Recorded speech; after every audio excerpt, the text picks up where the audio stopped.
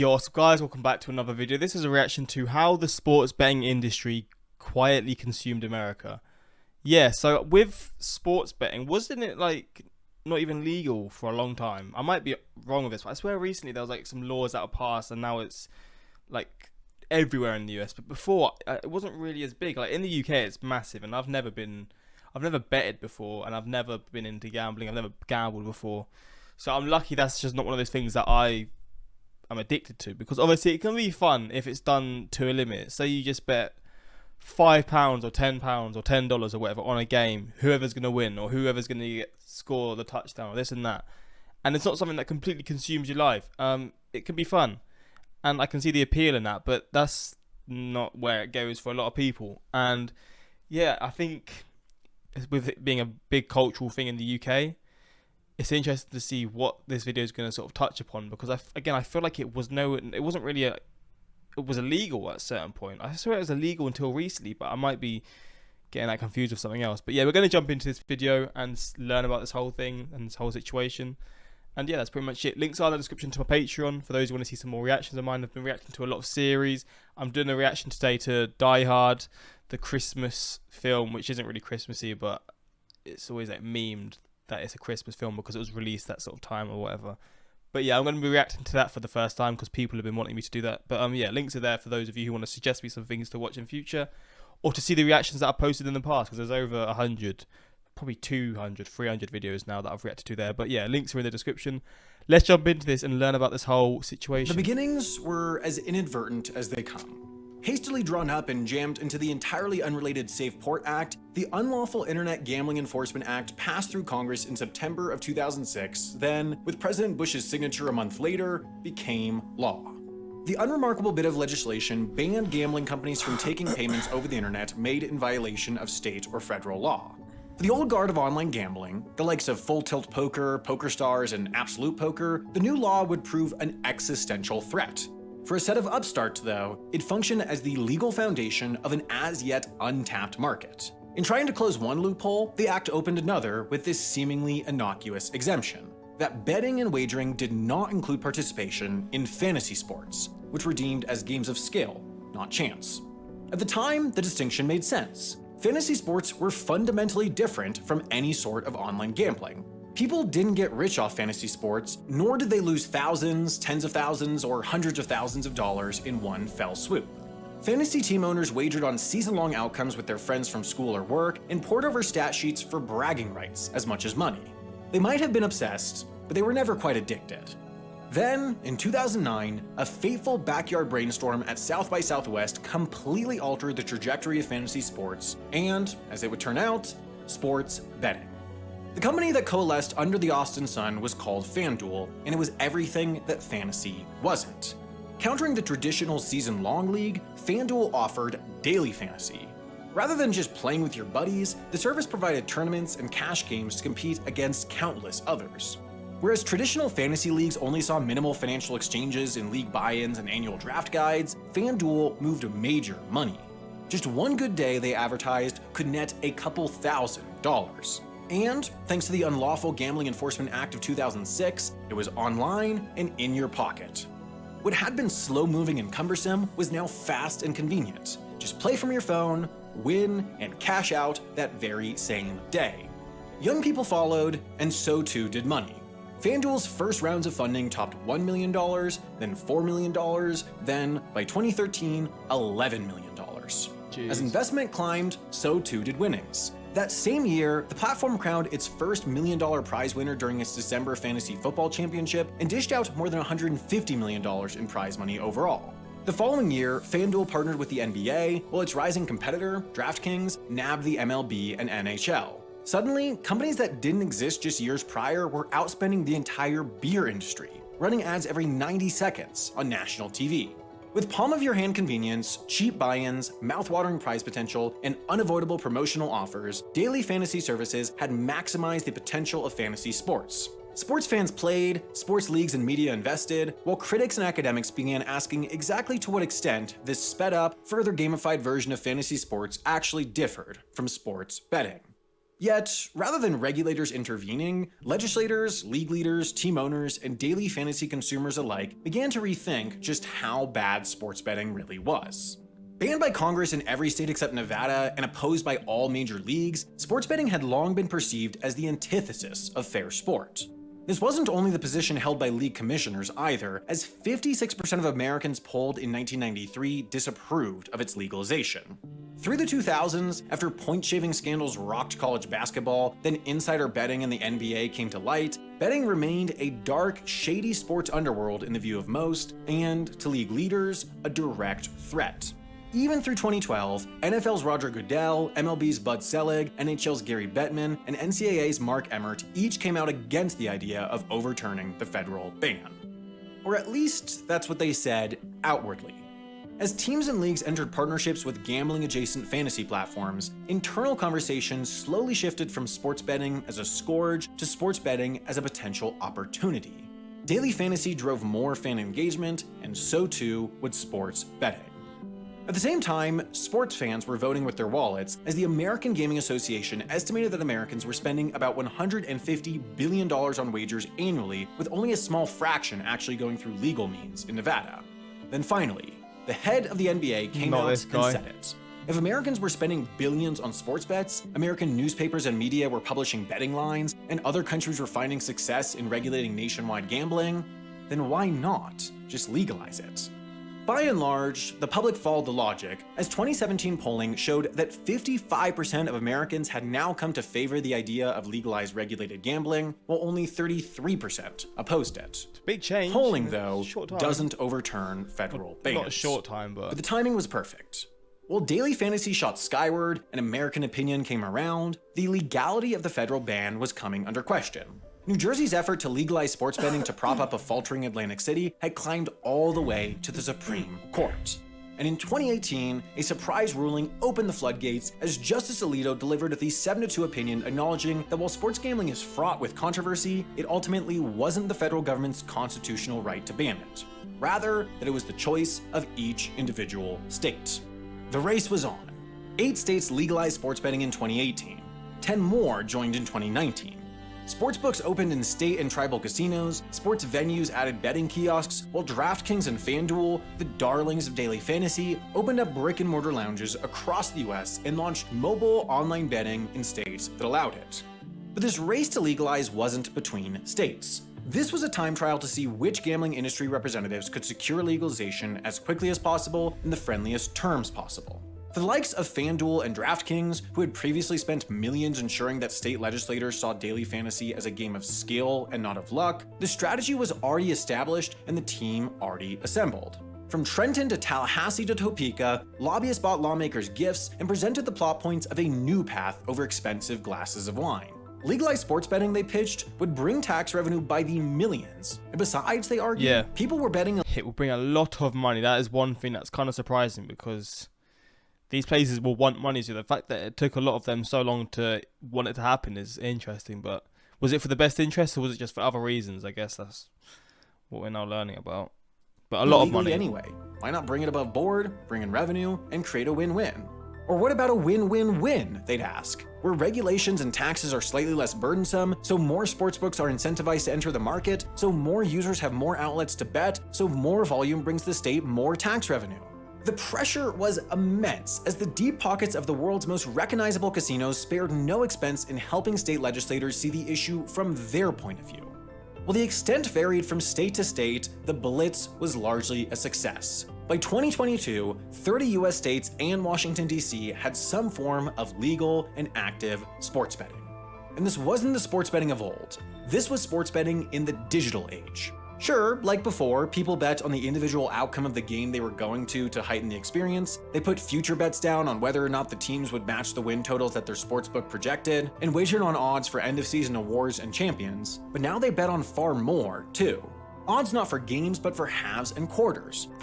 And there's odds for, like, in like football or soccer, for example, like who will get a yellow card first, who will have the most shots, how many corners there will be. Like, what is the point? Just have it as who's going to win the game, who's going to score this goal. Like, it's just, there's so many minute things. I mean, It's just crazy, man. Propositional bets that didn't have to do with the outcome of the game, like player points or shots on goals, and in-game parlays that combine propositional bets with score outcomes to boost potential payouts. Just as mobile devices turned fantasy games from 4-month seasons to daily games, mobile gaming apps unlocked in-game betting that people could wager on in the middle of the sporting event they were watching on TV. People had more options and easier access than ever before, and the established gaming houses of Vegas took note.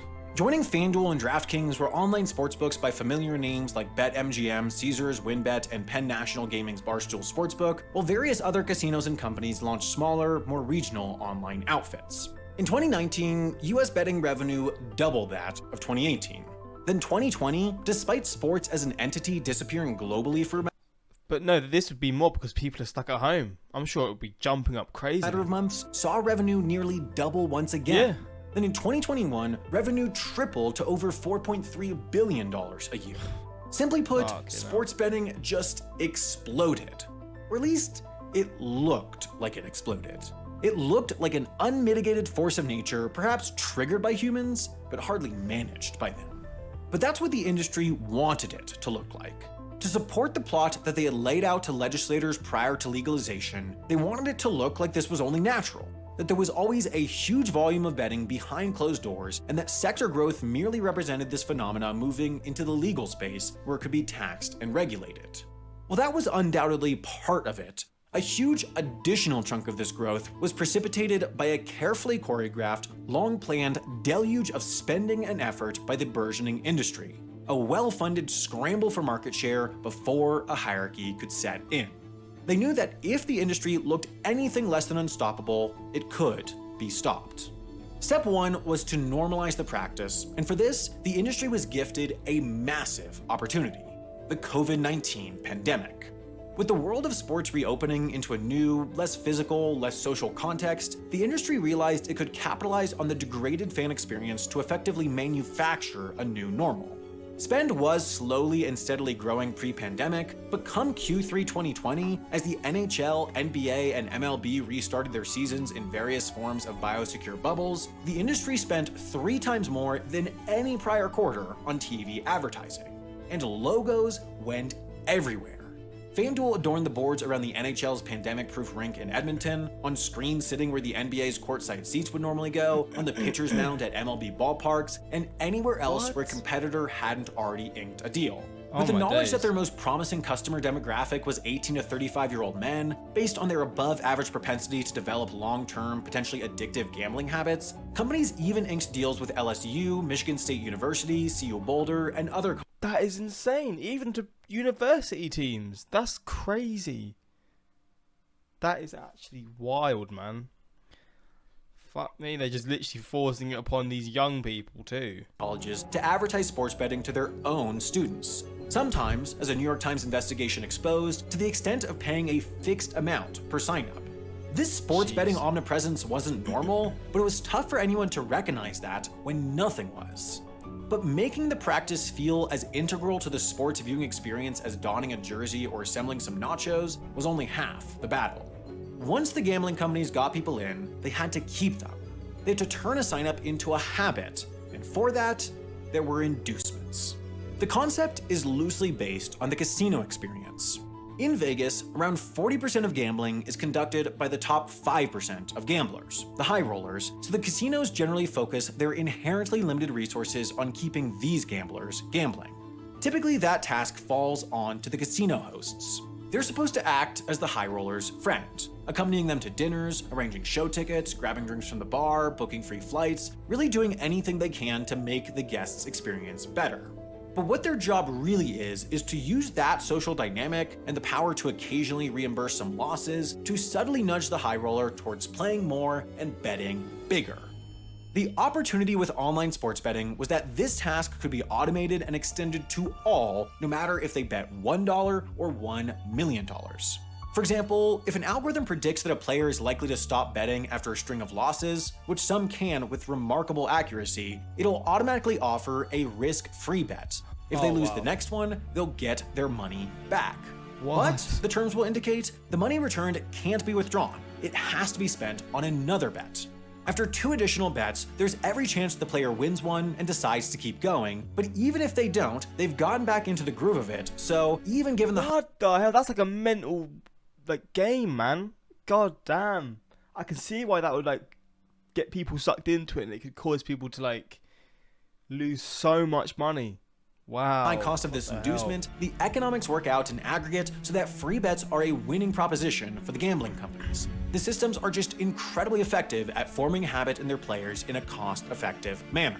Unsurprisingly, myriad academic research has demonstrated that inducements have a dramatic effect on the size of bets and encourages the behavior that turns gambling from a form of entertainment into a problem. Governments know this, and yet they allow this. In fact, not only are inducements legal, but in many states, thanks to aggressive lobbying, they are tax exempt, meaning sports betting companies have avoided paying millions upon millions of dollars in taxes by engaging in the practice that develops addicts. Underfunded and overstretched, state regulatory agencies have been unable to properly manage the sports betting companies, and their corresponding legislators have overwhelmingly failed to resist the influence of some of America's highest paid and most effective lobbyists. While everyone in the equation hides it as best as possible, the gambling industry is in charge. They're calling the shots, and America is slowly and quietly turning into a nation of gamblers. This is far from unprecedented.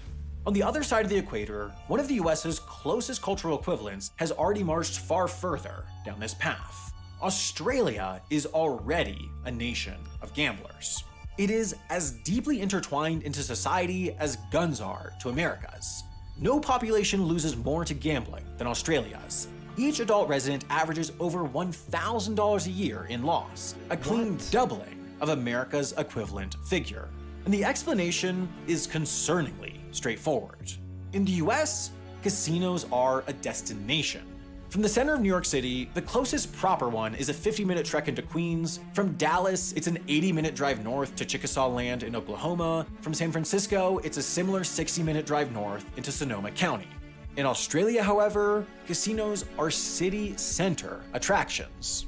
Melbourne's Crown Casino development sits just across from the city's central business district and has turned the riverfront into a lively nightlife destination that just happens to include a place to play poker, roulette, or craps. Sydney's newest, tallest skyscraper now sits just steps away from the very location where the first fleet of European settlers started their colony and acts as the home to another Crown Casino development. And up in Brisbane, a slice of its city center was torn down and is now being rebuilt into the largest casino development in the country, which will tower over and look down upon the historic neighborhood below. Even Las Vegas separates the bulk of its casinos away from the city center. In Australia, they're tough to avoid. Gambling doesn't have to be purposefully planned.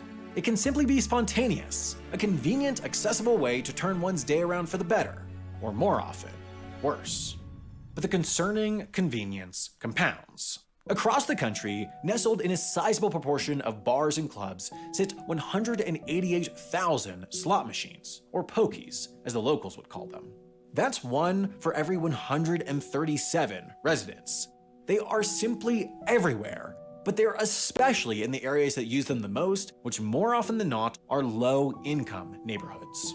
In Sydney, for example, adult residents of the upscale ritzy Coringa area only lost an average of $180 a year to the pokies. Meanwhile, to the west, in Fairfield, overwhelmingly home to low-income immigrant families, the average adult lost nearly 10 times as much, $1,500. That is so depressing, man. That is so fucked up. What the hell, man? Because obviously they're desperate. They want that chance to make that money. Because that's the whole thing of gambling, right? You think it's your time. You're going to be the one that gets that money. So they risk all that because they've got nothing. They've got barely any money for themselves, and they're desperate for it. That's so sad, man. And $58 a year. And this pattern extends city and countrywide. The lower the average income, the higher the average annual gambling loss. From a systematic perspective, gambling in Australia is acting as a wealth transfer mechanism from lower income individuals to wealthy gambling conglomerate owners, and this has crafted a legitimate nationwide public health crisis. Roughly 1 of every 14 Australians have exhibited signs of problematic gambling behavior. The government says this, the government knows this, and yet the government enables this because the gambling companies are in control. What The methods used to how? exert their influence are neither unique nor interesting. It's the same lobbying, political donations, and revolving door between industry and politics that you see in America and beyond. It's just its extent and effectiveness that sets Australia apart. As many observers have put it, the gambling industry is Australia's equivalent of the American gun lobby. But there is still one final step in the gambling industry's grand plan. People gamble more when it's convenient. We know that people play more when they live closer to pokie machines. We know that people sports bet more when they can do so on their phones. And so the gambling industry knows what their biggest legislative win to date would be: iGaming. That's the technical term for the broad bucket of chance-based gambling, roulette, slots, bingo, and more, taking place on the internet or apps. This would create a problem. Time and time and time again, a causal relationship has been demonstrated between accessibility of gambling and the likelihood of it developing into a problem, so the legalization of iGaming would undoubtedly increase the number of addicts. Gambling can be safe and fun, just like alcohol can be safe and fun. Consumed in the right amounts, in the right places, by the right people, there is no problem with drinking. Done in the right amounts, in the right places, by the right people, there doesn't have to be a problem with gambling. But in both cases, improper use can wreak havoc on life and livelihood. And increasingly in America, legal gambling is occurring improperly. Gambling has to be a destination, not a convenience.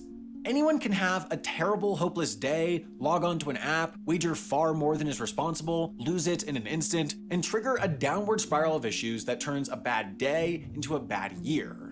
Far fewer people can have a bad day, drive 80 minutes north to Oklahoma, and still think it's a good idea to wager an excessive amount. Putting such potential pain in people's pockets requires a degree of personal responsibility that few players are able to consistently fulfill across the full spectrum of emotions. Right now, on average, across the US, the power balance swings towards gambling companies rather than the regulators. Underfunded and overworked state regulators are struggling to cope with the massive, well-funded explosion in online gambling, and so regulation of existing rules is inconsistent and weak.